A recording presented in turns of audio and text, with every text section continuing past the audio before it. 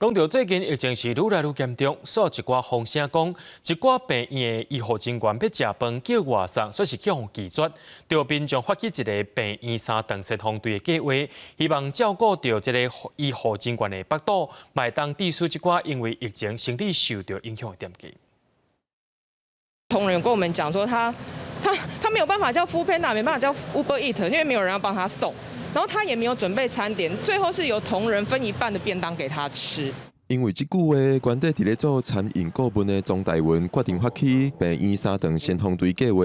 伊表示，这个计划希望帮助的，唔但是医护人员，也阁有因为疫情生理受到影响的食食店头，提供的服务嘛无要伤钱。我们这一次分成2个主要计划，第一个是将你可以自己外送的餐厅归类在友善外送餐厅，另外一个部分是餐厅联盟。加入餐厅联盟有几个重要的条件，比如说你自己没有能力外送。那第2个条件是，你必须为我们设计出价格为100块的餐盒。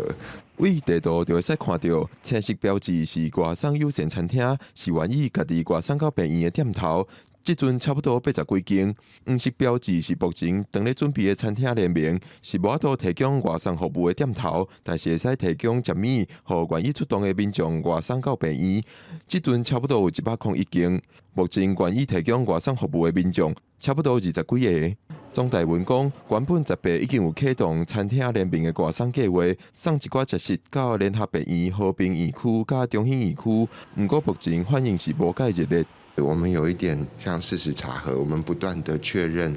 网友们送来的讯息，某某医院没有人愿意外送，那我们去一一跟各个医院的社工科来查证这些事情。我们发现一个很重要的结论，就是事实上现在双北地区的医院，我们还没有很严重的状况，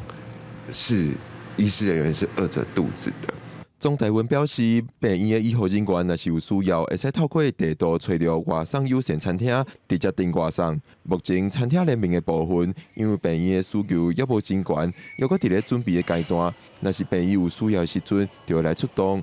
记者郭碧君淡薄台北报道。